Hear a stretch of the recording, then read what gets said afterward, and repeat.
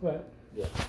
Yes, so just speaking about the 25th of Elul, I came across an interesting minhag recently. You know, people don't really make such a big deal about the 25th of Elul. We make a big deal about Rosh Hashanah, but who says, oh, today is when the world actually was created?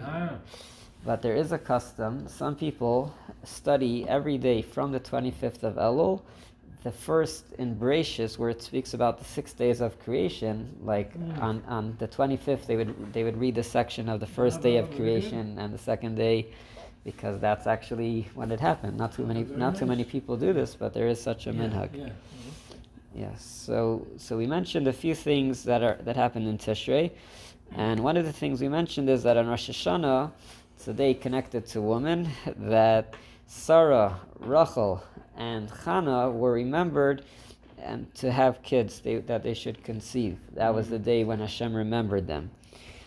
And I think we spoke about this last time, but it's always good to review again. So in the copies over here, we have the three names in Hebrew. We have Sarah, Chana, and Rachel.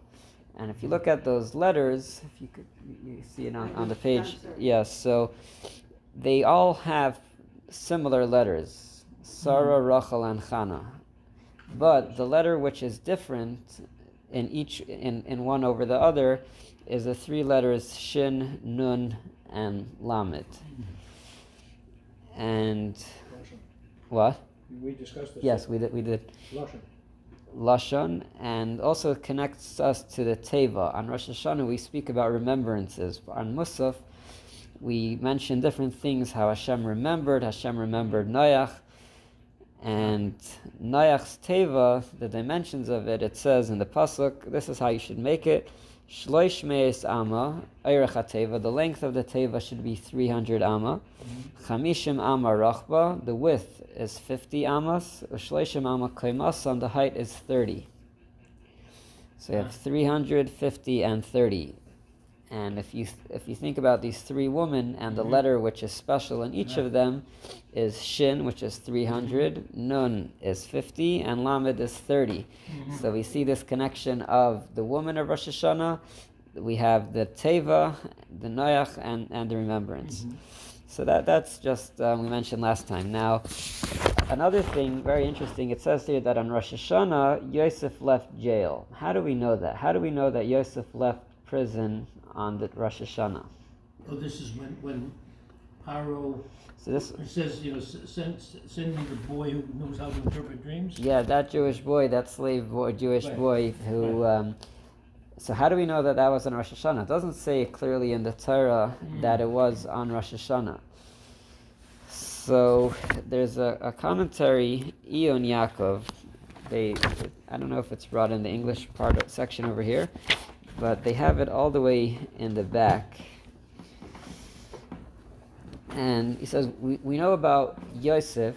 Well, I could say it outside if you want to see it inside as well, but it says that it's page like Ayin Vav in the back. By Rosh Hashanah. I don't have page numbers. Okay, I'll just say it outside. I'll say it outside. So we know that Yosef, he made a mistake, obviously according to his level, about his bitachon, about placing his trust. That he told the person that he met in jail that you should to remember me, right? Now we know that Rosh Hashanah is all about remembrance. It's a day that Yom HaZikaron. It's a day that Hashem, we're asking Hashem to remember us. Part of the Musaf is Zechronos, the remembrances that we just mentioned about Noach, how Hashem remembered. Now, Yosef, what was the words that he said? He told this person, he said, "Remember me." And it says he was punished for that because Yosef asked this person to remember him. He was left there for another 2 years. So when would? Why asking to be remembered? Because he didn't place his trust in Hashem. Instead of saying that Hashem will take me out of jail, he was saying that this person, when he comes to before Pharaoh, then that's what will help him get out of jail. Now, because it was about remembrance, and he was punished for another 2 years, So this is the Yom HaZikaron. 2 years later, Hashem remembered him and took him out of jail. So it's all connected to remembrances. His mistake was with asking someone else to remember him. That's why he had to wait another 2 years. And on the day of remembering of Rosh Hashanah, that's when Hashem took him out. That's what this explanation Why of 2 years? why exactly Do we 2 know? years. I'm not sure why. Yeah, why 2 years? Yeah. So then that also means that Pharaoh's dream, where he had the whole dream of the fat cows and the skinny cows and the ears of grain, that also happened on Rosh Hashanah, because that was the next morning when he said to take Yosef out of the pit, and we'll see soon why that's relevant. That's very interesting. That also Pharaoh's dream happened on the night of Rosh Hashanah. Also, wasn't the wine bearer pardoned on Pharaoh's birthday? That was the day that Pharaoh issued the decrees, right? Yes. But that could be later, his birthday. I don't know if that was this. Yeah. Oh. I assume that he was elevated to attend the feast of the birthday. But I wonder if his birthday was on Rosh Hashanah. That's Or exactly yes. what I'm getting. Yeah. Very interesting. Which would, of course, mean that God created the cure before the punishment. Because Hashem, his birthday, Hashem set up that his birthday be. Well, we'll have to look into that. That's interesting. Yes. Now we continue back in the Gemara, and it says, this is now on page 20, on Rosh Hashanah our forefathers were released from Egyptian servitude. In Nisan the people of Israel were redeemed from Egyptian exile, and in Tishrei they will be redeemed from the current exile. So we know the Jewish people left Mitzrayim in the month of Nisan, but it's saying that 6 months before that, on Rosh Hashanah, it was already lightened. The pressure and this, what they had to do to work for the Egyptians, it says it's considered released. Like they say in the footnote 5, exactly a year before they left Egypt in the month of Nisan, the 10 plagues began. So the Makkah started a year before they left. The Israelites were not released from servitude, however, until Rosh Hashanah, 6 months before they left Egypt. Now, let's tie this with Yosef. Wasn't there a plague a month? So then that would be 10 months. I was going to say, yeah, so they were released immediately after the plague of the firstborn. So that would. You're saying that'd be a little bit less than. Could be it's not 10 months. It might not be exactly a month. It could be maybe a little bit more. I was trying to guess which plague was extant when they were released. I was going to say it was the 6th plague in the 6 months, but it wouldn't be because there's only 10 plagues and there's 12 months. Yeah, so we have to figure out what the calculation is of how it would work out. They have 10 plagues and 12 months. But so there's the 4th plague. The 4th plague was Kinim Arov, the wild beast, the mixture of wild animals. So now the Gemara says 2 things that happened in Rosh Hashanah, one after another. It says Yosef was released from prison, and also our fathers in Mitzrayim, they were also released, that their servitude was not as hard from Rosh Hashanah. So let's put it together. If we tie the knot over here, how did the Jewish people end up into Mitzrayim? How did they end up going to Mitzrayim? Through Yosef, right? It was all because of Yosef. So if Yosef was released on the same day, he started the path, he started that also the Jewish people later will also be released on that same day. And this is again from the same commentary, Ion Yaakov. And the words, Yosef used key words. He told the Jewish people that when you will leave, you should remember there's 2 words. What were the 2 words? Pakod Yifkod. Hashem remembered and Hashem will remember. So if you think about those same words again, it's about remembering. And why does it say it twice? Pakod Yifkod. Hashem remembered me on Rosh Hashanah. Hashem will remember you also on Rosh Hashanah. So that's the Pakod Yifkod, the double thing. Hashem remembered me and took me out on Rosh Hashanah. Hashem will also remember you and take you out on Rosh Hashanah. Yes, so Rosh Hashanah, from one end it's a serious day, but it's also it's a happy day. We see, Yosef was released and the Jewish people were also released. Now, just to go a little bit more in depth about Yosef and Rosh Hashanah, is very interesting over here in this paper. So, sorry, it doesn't have English, but we'll translate. Where it says Bereshis, you see where it says Bereshis Mem Aleph Yudalad? Yes, it's the 1, 2, 3, 4, yeah. fifth section. No, that's Bereshit. Yes, so it's It's the third bold line.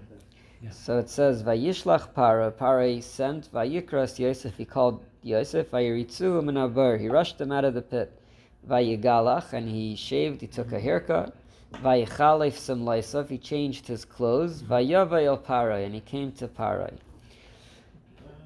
So Rashi says, Vayigalach, and he took a haircut, he shaved. Why did he do this? Mipnei kvoid hamalchus, because respect of the king.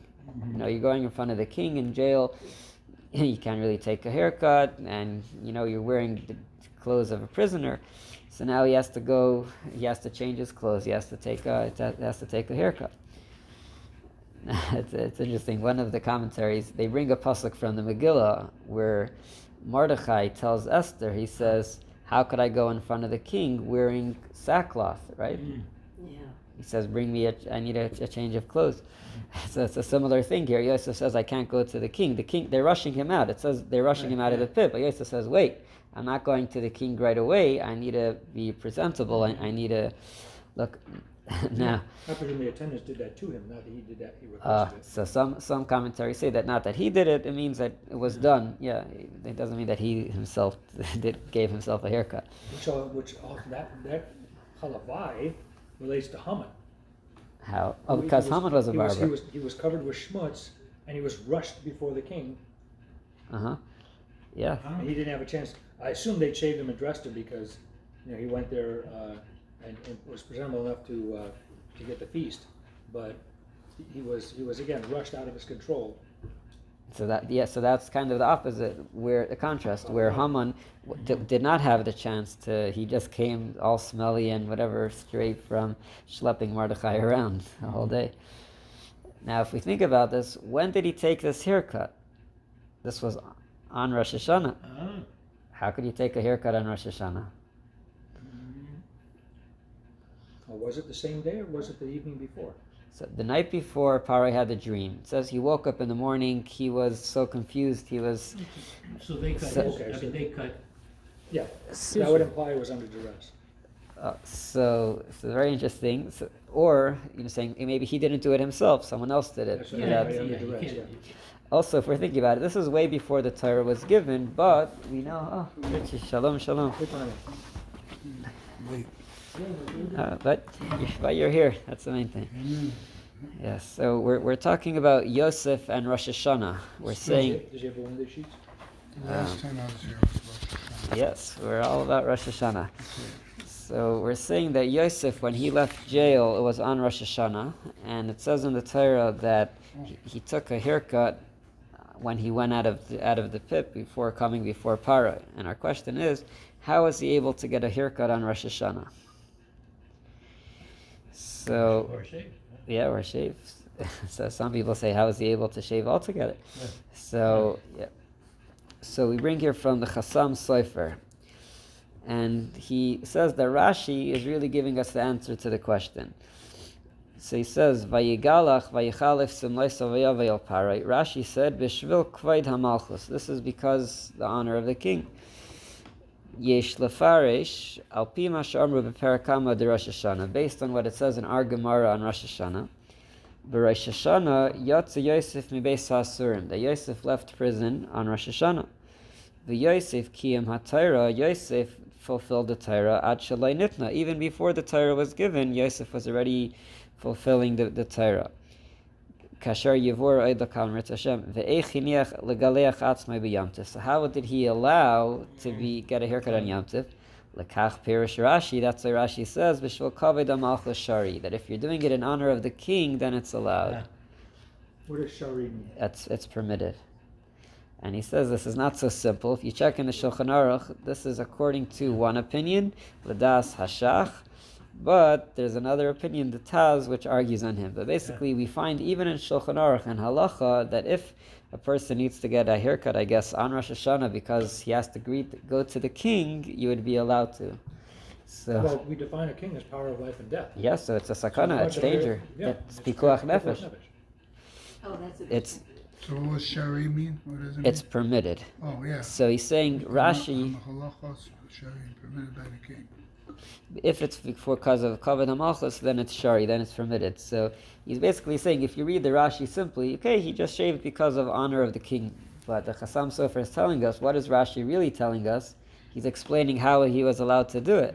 Yeah. If it's Yeah. on Rosh Hashanah, he says it's because of kavod hamalchus, because of the honor of the Well, king. not only that, but we know how the Egyptians looked. We have the illustrations. That means shaved means cut off his payas, shaved him clean. He So- shaved his head. So that's what another commentary says. We know you're not allowed to cut your payas. How is he able to do that? It sounds like he totally shaved. So this totally implies it under duress. So besides for the Rosh Hashanah problem, Yeah. there's a problem altogether. How is he able to take off his payas and things like that? So, Yeah. so they say that even in the times of the Gemara, someone who would have to go to the king and to speak on behalf of the Jewish people, the Torah says you're allowed to. The Gemara speaks about a certain person who would go often to the Romans and and he had to dress a certain way even with his hair just to help the other Jewish people. Did he know it was Rosh Hashanah? Yosef, Yeah. we're saying that he did. Yeah. He did know. Yeah, we're saying that Yosef kept the whole Torah even before it was given. So, yeah, That's an interesting point that he brings up. Though being in prison, he might not be able to keep track. like maybe with a calendar and everything. Yeah, But you're supposed It's to. far enough to keep track. You're supposed to just if you're in prison and you can't keep track, you're supposed to set a day, count 7, and make that Shabbos, and then you correct it when you come out. That's the law of like a shipwrecked person and so forth. that's if he lost count. Yeah. But maybe he kept a count from when he went in. Yeah, Yes, he did. Maybe. could be. Sure. Yeah. Now, He has already It's not reestablished. easy to do, but He reestablished the calendar when he was in Potiphar's house. So he's thrown in jail. So that's not like he was he should be able to keep count. yeah. I know being logical in this situation because it applies logic. But the Egyptians don't keep a Hebrew calendar. But Yosef probably had his own calendar. I'm sure he did. Yeah. We don't know that. I would imagine. I don't know anything.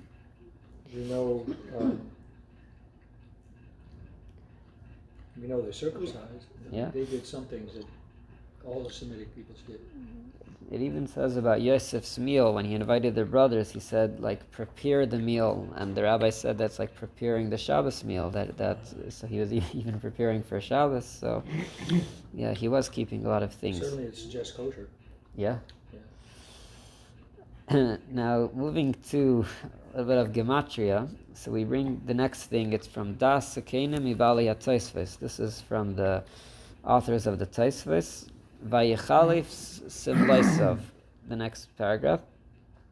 He says, Mikan Remez, from here is a hint, Lamasha Amr Razal, like what the rabbis say, Rosh Hashanah, Yatsa Yosef Mibeis HaSurim, that Yosef left prison on Rosh Hashanah. Why? Shari Vayichalif Simlaisov, these words, Vayichalif Simlaisov, and he changed his garments, Begematria Bechad B'Tishrei. It's the gematria of the first of Tishrei. The words in Hebrew that he changed his clothes and the first of Tishrei is the same gematria.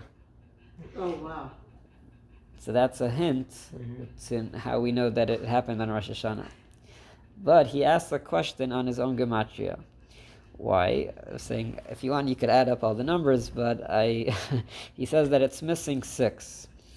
The word Simloisov in the Torah is written with how many vav? It's chaser vav. It's missing a vav because the word the cholam, either you could write it with a vav or without a vav. But in the Torah, it's written without a vav, so then you're missing 6. But he says, it's not such a big problem. Sometimes you could kind of add a vav for the cholam, so it adds up. Actually, David spelled with a yud, extra yud. Yeah. Yehonatan with an extra head. Or Yehonatan.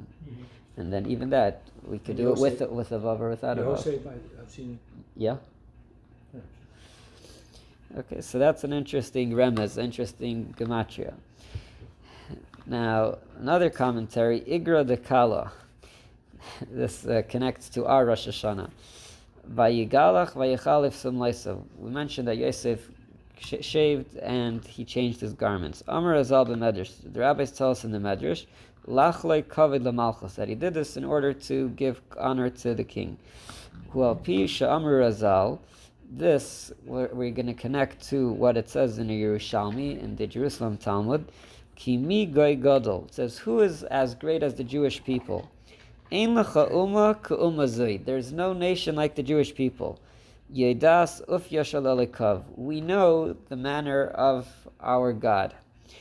And he says a very interesting thing. Miderach ha'olam, in the way of the world, mish yesh din eitzel hamelech. If you have a court case, a judgment, and especially in front of the king, loivish chayrim, you wear dark clothes.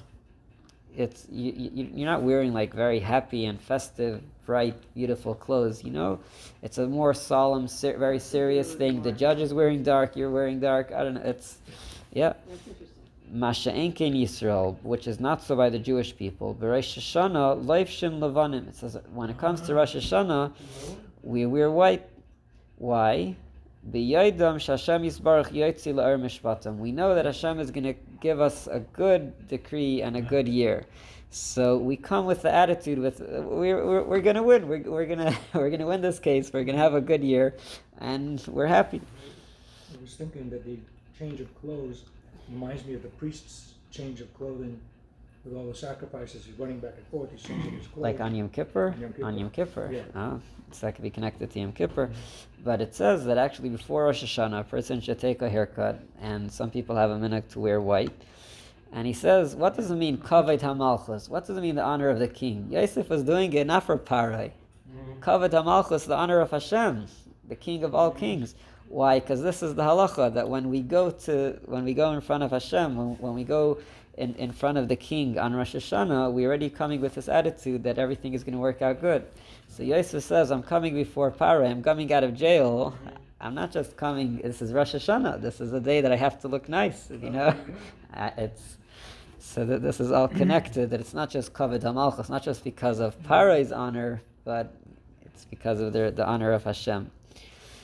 So we just read it inside. Zeu kavod lamalchus b'yodam kedushas hayom, knowing the sanctity of the day. Malchus shamayim, the kingdom of heaven. Hamelech hamishpat, the king of justice. Ubetuchim b'shiyotzi la'er mishpatam, and we are certain that Hashem will give us a positive and good judgment.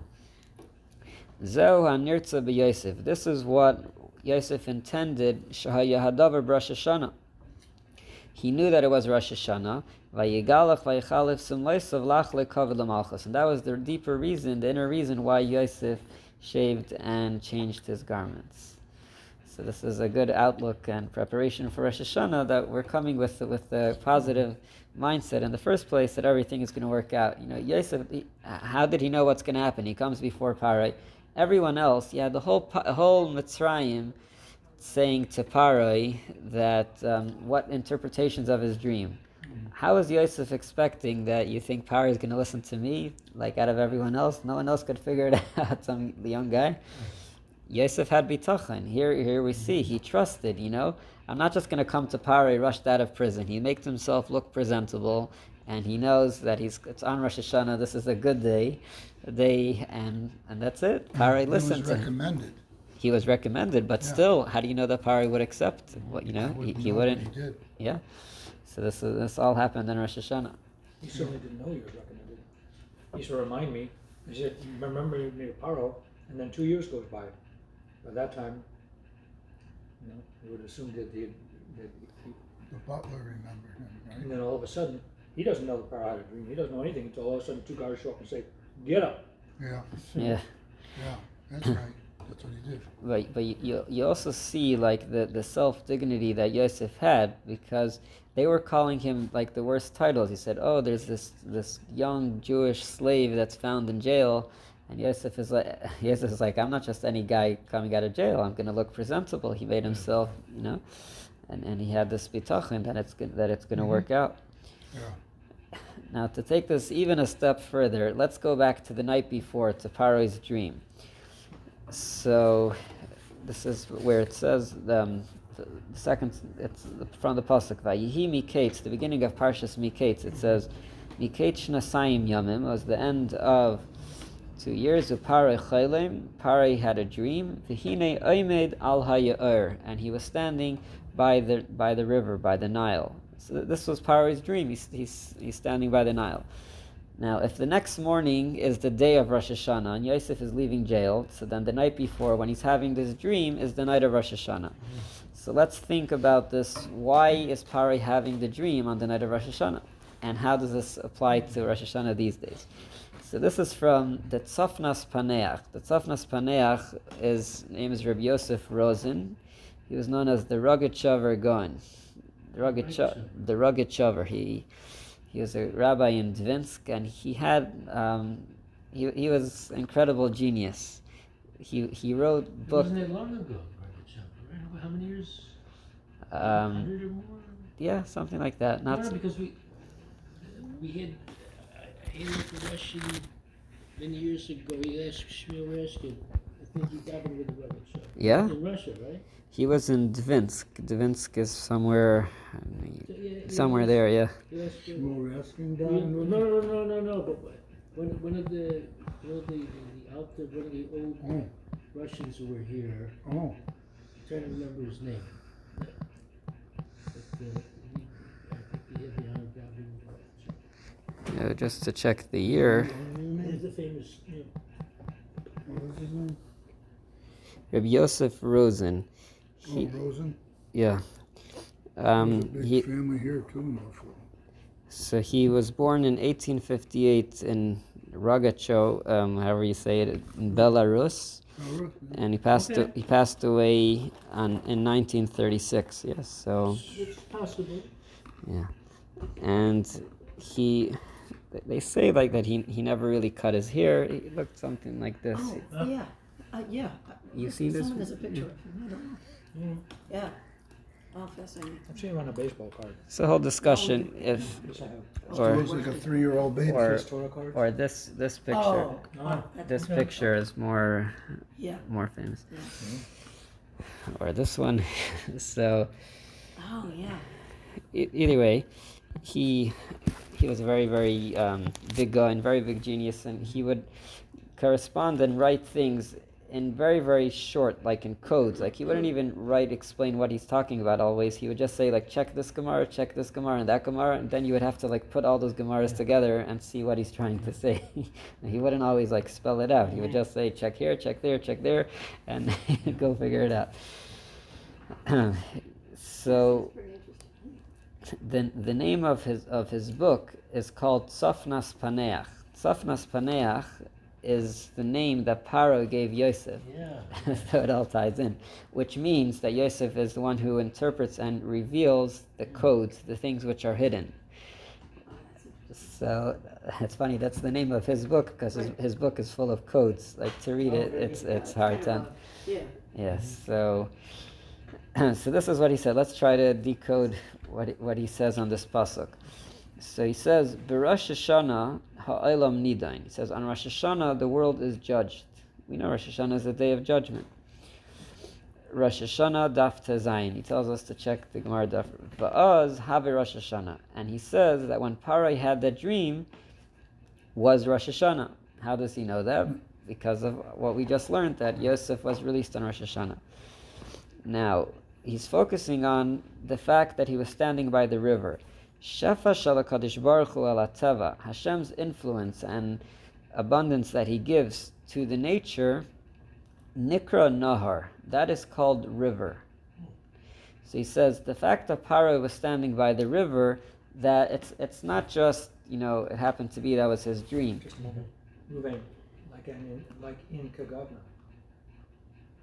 In the second half of Kagavna, the part that corresponds to Baruch Shem Kod or something like that. The second half. The It Lomar. talks about Nahar. It talks about Nahar. Nahar. So Nahar, a river, represents a flow. It represents sustenance. If you think about in Egypt, that's where they got everything, was from the Nile. They didn't have to, and he brings Kamashakasav Rabbeinu Zal b'Moira. A lot of times he references the Rambam and Moira and Avuchim and the Guide to the Perplexed. Chelik Aleph, Chelik Beis, Perik Yedalit, so you can check it over there.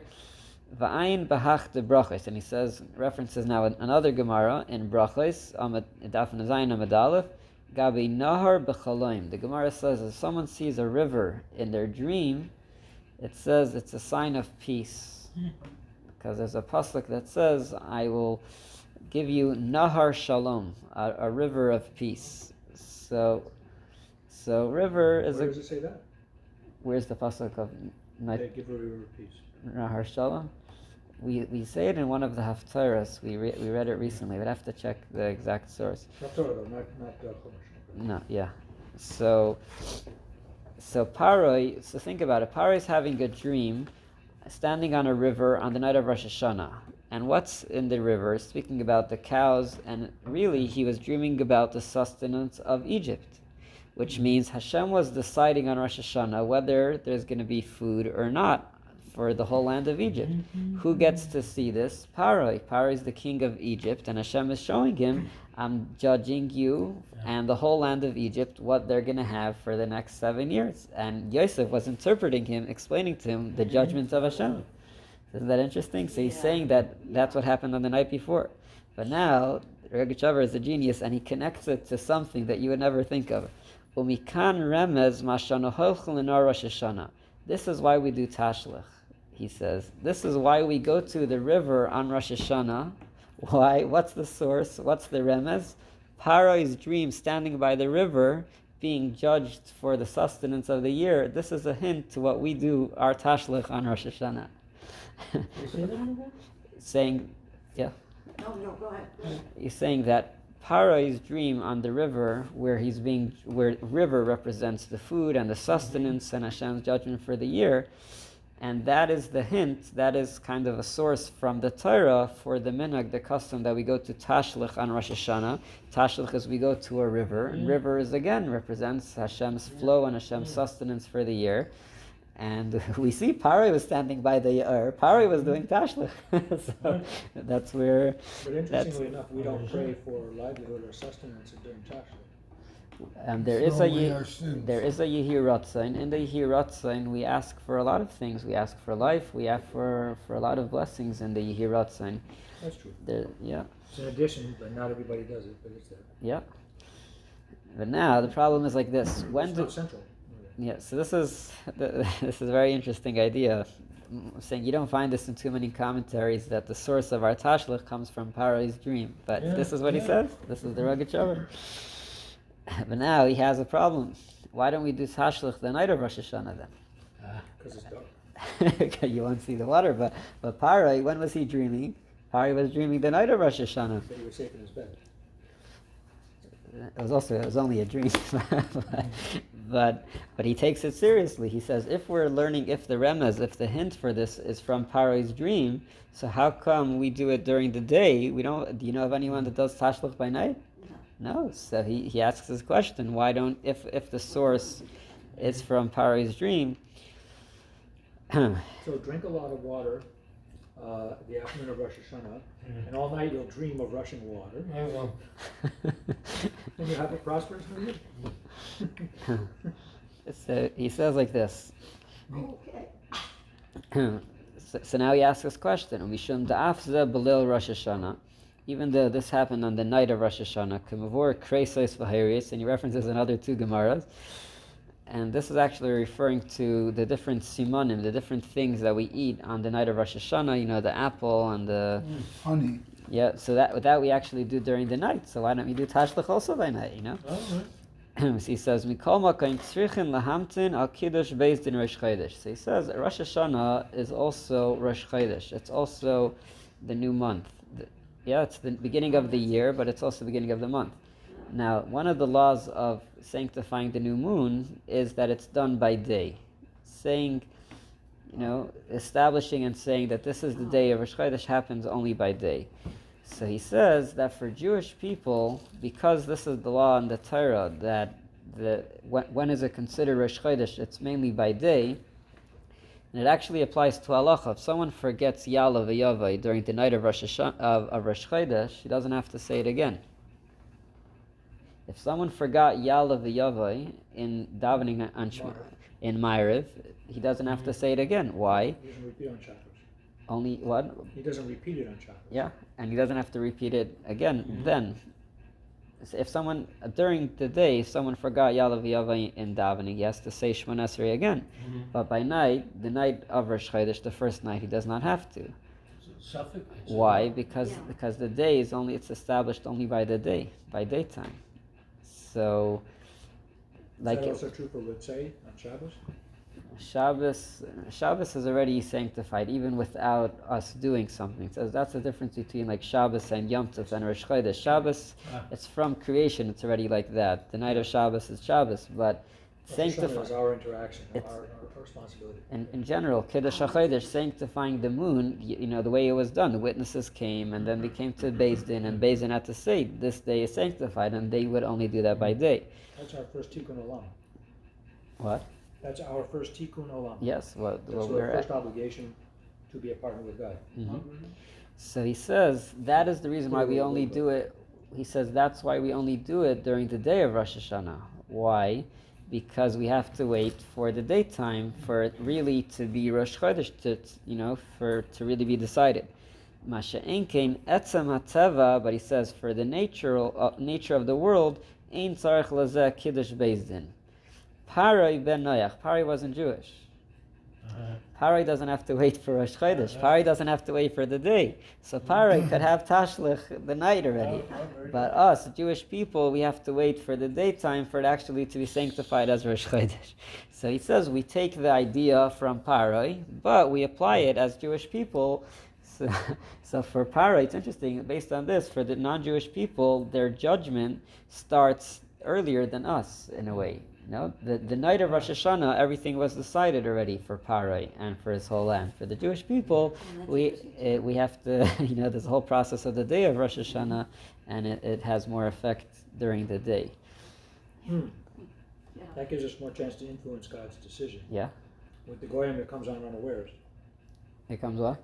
Up on them unawares. Mm-hmm. And that's very, very sharp. They don't even think about it. And it's already upon them. Their judgment is they're judged. Yeah? We have a whole process by which we could plead. That's the whole davening. Yeah, we're asking. We could even change decrees. And, Exactly. yeah. So that goes to the whole thing about how the Goyim are ruled by the stars and we're not.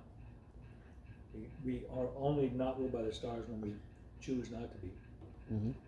And this is when we're given a special opportunity to choose not to be. We get the extra day, the night and the extra day. Yeah, that's true. Very interesting. And as I'm thinking now, who was the one who interpreted his dream? Yosef was like Jewish, And when did he do that? That was only by day, That was the next day. It wasn't during the night. During the night, Pari was still confused. So this is very interesting. All about Yosef leaving jail on Rosh Hashanah. And we brought all these different things. We explained how he was able to change his clothes because of Kavod HaMalchus, honor of the king, and also a source for Tashlich.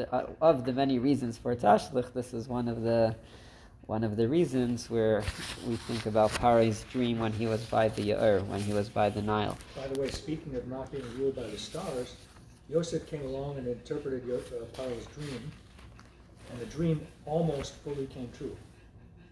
But it didn't fully come true because Yosef put into work his plan. He built the storehouses, he stored all the grain. So the last 7 years were years of famine, but nobody starved. So in effect, the 7 cows didn't eat all of the 7 fat cows because the people survived. They had the granaries full of grain to eat. So he, because he's not subject to the stars, because he could plead, because he could change God's decree, he softened the decree for the Egyptians. You're saying that he was able to change it in a way. Yes. He made it not as bad. Like Yeah. he prepared sustenance for them. For the whole world, yeah. There is actually a hint to Yosef's interpretation. The question is, where did he get that idea from? It's actually hinted in the dream itself. It says Pharaoh saw that the cows were standing next to each other. It says that the skinny cows were standing next to the fat cows. Mhm. And the question is, why was that important? Why is it important that they were standing next to them? And that was one of the things that was bothering Pharaoh. Like, even if there's going to be, I don't know, let's say hunger, and there's going to be years of plenty, but why are they next to each other? How could they be, like, it's two separate times? So Yosef was the one who figured this out, and he said that you have to connect them too. Take from the years of the plenty and save it for the years of the famine. That's how the cows are standing next to each other. So Oh, that was the chachma. That was really one of the his. Right. Yes, all right. I guess Yeah. it's time to daven mincha. That was interesting. Yeah, Well, so- right, Mincha, sunset is actually 8:08, it's 7:58, we have 10 minutes. Mhm. No, yeah, 10 minutes. Not to get to.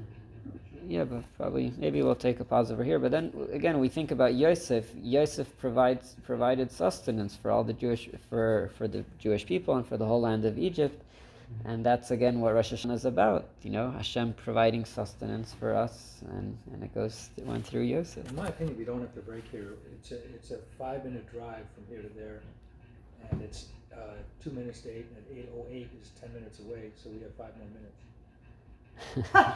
If you wanna there's go- a minion now, Negotiate. at 7:55 they will go. Go ahead. Right, go when ahead, did, say. when did they call mincha? 55. 7:55. No, okay. I was gonna say they're never on time, but anyway. Well, it's been pretty packed down Is that there. right? Unbelievable. Yeah, All right then, yeah. I Oh, it think, doesn't I think matter. it's the end of like I a know, I certain think it's a piece. wonderful place Yeah, to stop, it's a good place. actually. Yeah. Yeshikoyach. Yeah, Very nice. yeah, very awesome. I regret that my being late started us off a little late. More for you to catch.